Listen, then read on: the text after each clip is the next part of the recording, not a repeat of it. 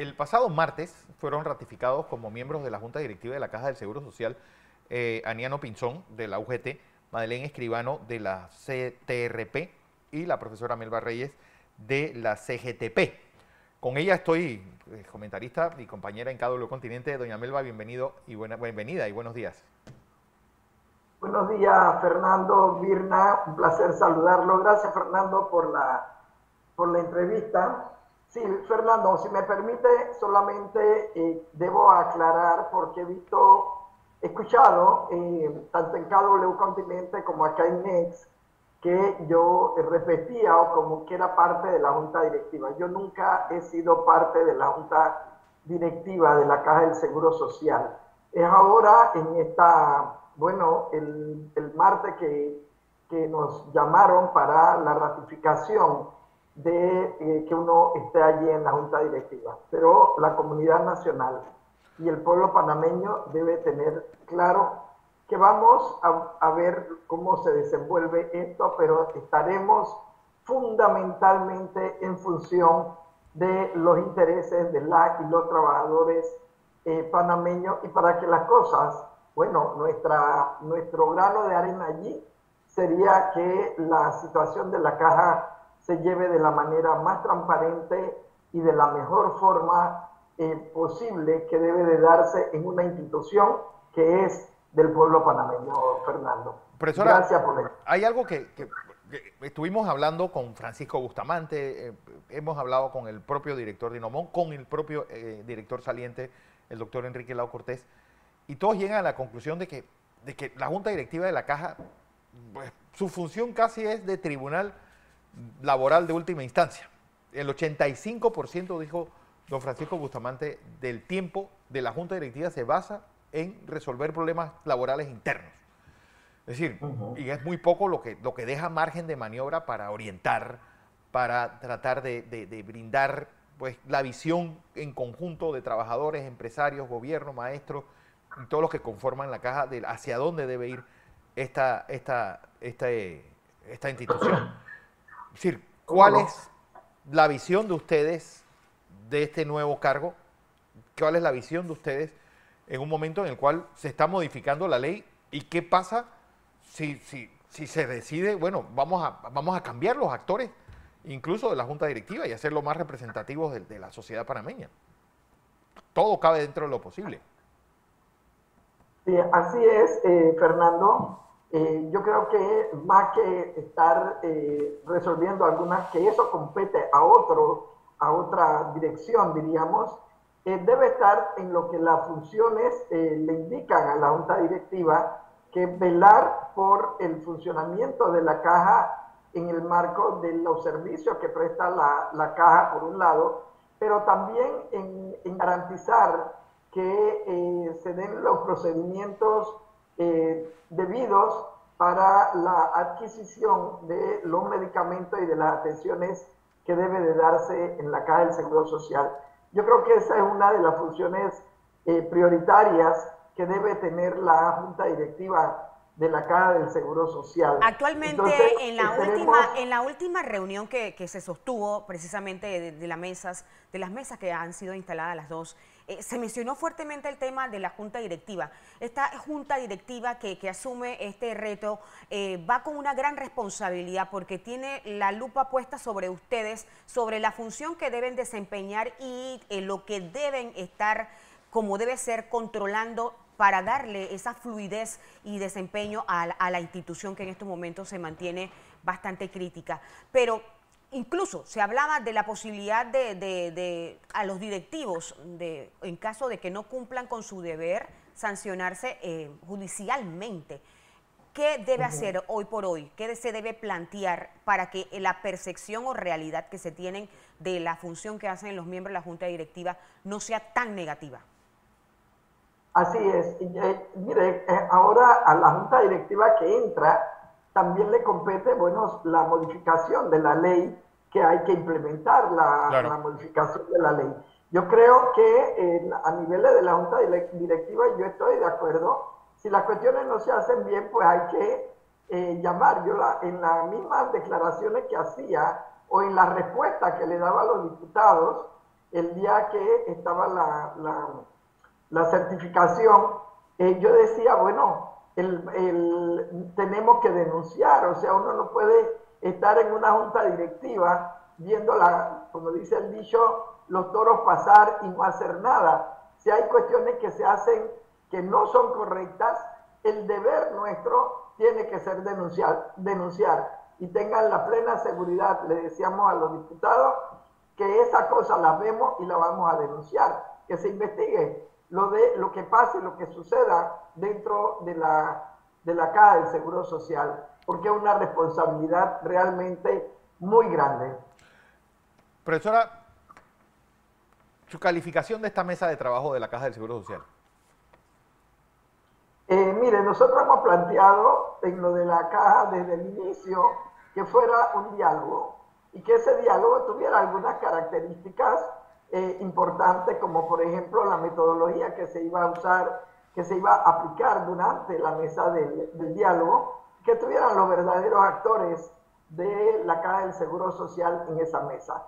Eso no se ha dado. Nosotros, independientemente de eso, y hablo como nosotros, no solamente como CGTP, sino como miembros, y estoy en calidad ahora de coordinadora de CONATO, del Consejo Nacional de Trabajadores Organizados. Fernando, nosotros tenemos más de 2 años, y a usted le consta, de estar trabajando en una propuesta que fuera a solventar las necesidades fundamentales de la Caja del Seguro Social. Esa propuesta no solamente es nuestra en el sentido de los técnicos que han estado colaborando, ahí ha estado la profesora Ana Patiño, ha estado los profesores Gordón y los 2 profesores que son actuarios trabajando en la propuesta. Esa propuesta la llevamos a Boca del Toro, a Chiriquí, y nos reunimos allá con los trabajadores y también en las otras provincias para que vieran la propuesta y si había algunas cosas que no estaban contempladas, que se contemplaran. Yo quiero decirle, Fernando, que es una propuesta que ha sido vista por trabajadores, por amas de casa y por la sociedad en términos de los que han podido participar en estas jornadas. Por ello, dentro de la propuesta recoge fundamentalmente, porque aquí se ha venido diciendo, sobre todo por el sector empresarial, de que no hay, de que no hay los recursos, de que hay que ir a unas medidas paramétricas. Nuestra propuesta mantiene los parámetros actuales de la Caja del Seguro Social. ¿Y cuáles son esos parámetros que se mantienen? La edad de la mujer para retirarse, para pensionarse, de los 57 años, los hombres a 62. Una tasa de reemplazo de 60%, 20 años de cuota y una cantidad de 240 cuotas. Eso lo mantenemos con las propuestas que vamos a señalar que deben de hacerse, alguna de ellas, ¿no? Reformas a niveles de los recursos que debe dar en el marco de IBM de la Caja. El 10% de los aportes que da el canal deben ir al IBM. El 10% de los ingresos de empresas de telecomunicaciones que usan fibra óptica tiene que ir al IBM o debe de ir al IBM. El aumento del fideicomiso a ser el 2% del Producto Interno Bruto. Fernando, si eso se hace, eso daría 1.600 millones de balboas. Y los sectores que andan por las paramétricas y todo han señalado que hay un déficit de 1.400 millones anual. En los 10 años son 14.000 millones de balboas. Si eso se da, y solo con esto se recupera, o por lo menos se puede cubrir esos 1.400 millones, porque acá nos da a 1.600 millones. Pero, por ejemplo, doña Milva, usted sabe que los ingresos del canal por los próximos 15 años están empeñados hasta el centavo, es decir, ahí se pagan los subsidios, de ahí se pagan esos 2.000 y pico de millones de dólares que da el canal, están ya comprometidos y uno lo ve en los presupuestos, pero para muchos años más. Es decir, ¿de dónde sacarlo? sin matar a la gallina de los huevos de oro del país. Sí, es que, Fernando, en el marco de lo del canal, es que ahí se pagan en gran medida todos los, por ejemplo, a niveles de las necesidades que se tienen en educación, salud, igual en las cuestiones del Ministerio de Obras Públicas, sí, una cantidad de dinero. Nosotros pensamos que si eso se cobra porque hay una evasión de los impuestos que no se están pagando, Fernando, y que eso se cobra y el canal no tuviera que suplir esas necesidades, que se cobren los impuestos que el sector privado ha estado evadiendo y que es mucho dinero para el pueblo panameño. Entonces que se cobre y eso vendría a suplir esas necesidades en educación, en salud, en obras públicas, etcétera. Entonces que eso se haga y que se haga de manera transparente, Fernando. Claro. Todos estos recursos que entran al Estado deben ser usados de manera transparente y no para evadir y para... Es demasiado dinero, es más de 7.000 millones de dólares en la evasión que se ha venido haciendo. Y eso en detrimento de quién va, del pueblo panameño, Fernando, del pueblo, cuando no se crean, no se hacen empresas que puedan lograr y canalizar empleo, mano de obra de esos más de 774.000 personas que viven de la economía informal. Esas personas que viven de la economía informal sobreviven, no viven, sobreviven. Pero, por ejemplo, a una situación muy difícil. Por eso el FAO ha señalado de que en Panamá hay hambre, Fernando. ¿Por qué? Porque la gente no tiene y lo que gana tampoco le satisface. Pero ¿cómo, profesora Melba, decirle eso en un país que acaba de cerrar una empresa de 40.000 trabajadores indirectos, de 7.000 trabajadores directos, y que daba 350 millones de dólares a la economía del país? Es decir, nosotros, ¿quién quisiera venir a invertir en un país con esa tenue seguridad jurídica que dejó lo que pasó en octubre de hace un año? Sí. Fernando, usted se refiere a la mina, ¿no? Sí, sí. Estamos de acuerdo que la mina se cierre por los niveles de contaminación que genera la mina pero ¿es la misma contaminación o tal vez peor que deja la industria porcinocultora y no por eso vamos a cerrarla? Fernando, es decir, el Estado panameño, Fernando, el Estado panameño, el gobierno nacional, debe de crear fuentes de empleo que garanticen una vida saludable y que también garanticen que la persona puede vivir. Miren, nada más les doy un ejemplo. A niveles de todas las frutas, y esto lo vengo cantando hace tiempito, de todas las frutas que se producen en todas las provincias centrales, por ejemplo, Los Santos, Herrera, Veraguas, Coclé. Si se hace una industria allí mismo en Divisa, diríamos, esa industria que pueda canalizar para los jugos, para la mermelada, para las distintas cosas que se puedan elaborar con las frutas. Allí usted ¿qué hace? Usted allí genera empleo, allí genera que las personas no se vengan del interior a la ciudad y que puedan producir en sus propios patios de sus casas. Son iniciativas positivas, son iniciativas positivas, pero lo que estaba ya preestablecido, el dinero que se mantenía, que quizás hubiera podido ser utilizado, ya se ha esfumado. Y comenzar de cero es muy difícil, porque la crisis que tiene la Caja de Seguro Social es ahora mismo. No da tiempo para poder crear o hacer o tomar decisiones a futuro, sino para tomar decisiones ya. Entonces, esto es como contraproducente, ¿no? Sí. No, Virna, estas cosas, el problema es que no se inician. Si se iniciaran, ya la tuviéramos, pero no se inician porque tienen preferencia para para no hacer la competencia con el sector que produce eso, que también tiene sus cuestiones como la Nestlé y otras empresas que están en el país, pero el gobierno nacional tiene que buscar y hay que proteger al productor nacional, hay que proteger a ese campesino pobre que también produce y que no se le da la garantía de mantenerse dentro de las comunidades y dentro de su por ejemplo, lugar. Doña Nelva, el problema del Seguro Social con esos 34.000 empleados que tiene.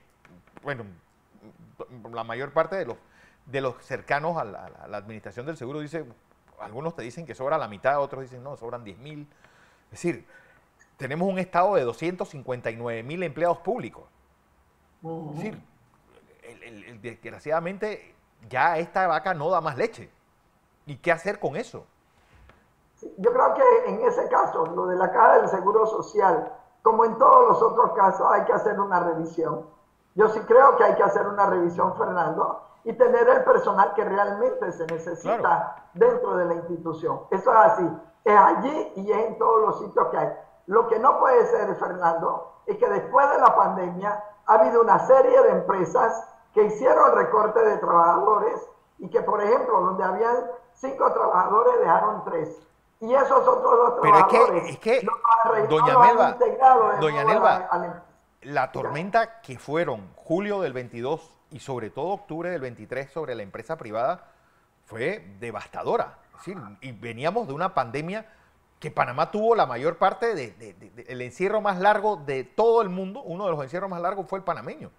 Es decir, todo eso ha afectado y obviamente las empresas están haciendo malabares con lo que tienen. No debemos olvidar de lo que fueron estos últimos 4 años. 2 años de encierro de pandemia, el cierre del país en julio del 22 y lo ocurrido en octubre del 23, donde costos se inflaron porque al uno sacar al empleador más grande del país, obviamente se perdió el grado de inversión, quiere decir que el costo del dinero va a ser más caro, tenemos un salario mínimo que es el más alto de América, y uno cuando va, por ejemplo, a ese proyecto que usted dice, bueno, el gran problema es a qué costo va a salir esa fruta y ese producto al exterior, y si eso es competitivo versus Costa Rica o versus Colombia, que tiene un clima igual al de nosotros, así que las frutas deben ser iguales. Es decir, ese es el gran dilema que tenemos hoy día en Panamá. Es decir, ¿quién genera empleo y de qué forma? El turismo, ¿desde cuándo nos están diciendo? Hoy es el día del turismo, y desde cuándo nos están diciendo, no, vamos a apostar al turismo. Y no despega. 19 millones de personas pasan por Tocumen, de los cuales solamente 1 y pico se quedan en Panamá. ¿Por qué? A ver, Fernando, claro, primero, ¿por qué se dan las cosas? ¿No? Porque se quiso imponer un contrato en el cual el pueblo panameño estaba en contra. Y eso lo planteamos en la Asamblea de Diputados, se lo dijimos 1 y 1000 veces y siguieron tratando de imponer el contrato. Entonces, el problema es que cuando se trata de imponer, obviamente la gente va a salir y con toda legítima derecho a defender lo que él considera que así debe ser, como lo hicimos en contra del contrato minero. La otra parte, Fernando, sí, hay todo, pero el país tiene que generar y tiene que dedicar a las personas, a los especialistas, a las personas que están preparadas para elaborar propuestas, para elaborar cuestiones que puedan llevar a crear esa fuente de trabajo. Nosotros lo planteamos en la mesa en el 2020, en la mesa que se hizo cuando se dio lo de la pandemia. 2022. Planteamos 7 propuestas, Fernando, y dentro de esta dijimos que haya un plan de obras públicas y que ese plan de obras públicas garantice la situación de las condiciones de la escuela, garantice la situación de los hospitales, de los centros de salud. Pero ¿qué pasó? Ninguno se tomó en cuenta, ninguno, Fernando. Entonces, es muy fácil venir a decir, bueno, pero es que ya no tenemos, pero es que hemos venido planteándolo, Fernando, y no han querido hacer nada, por lo menos de lo que nosotros hemos planteado, que no es nada del otro mundo. Es garantizarle a la población panameña que tenga un trabajo, que tenga por lo menos cómo llevar su sustento a su casa. Señora Nelva, ahora bien, ¿qué se espera para esta semana que viene en cuanto a las mesas? ¿Qué se va a estar planteando y las expectativas que ustedes tienen con las propuestas que ya se han sustentado?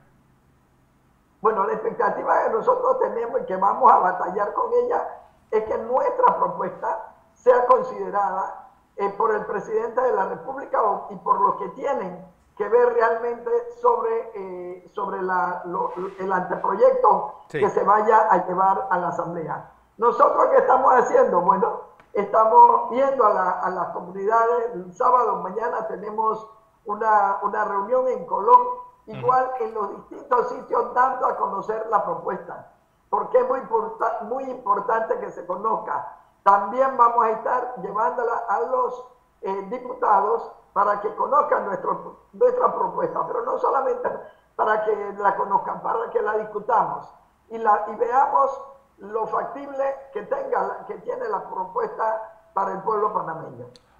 Doña Melba Reyes, dirigente sindical. Bueno, la pueden escuchar todos los domingos en KW Continente, en sus planteamientos a las 6 de la tarde.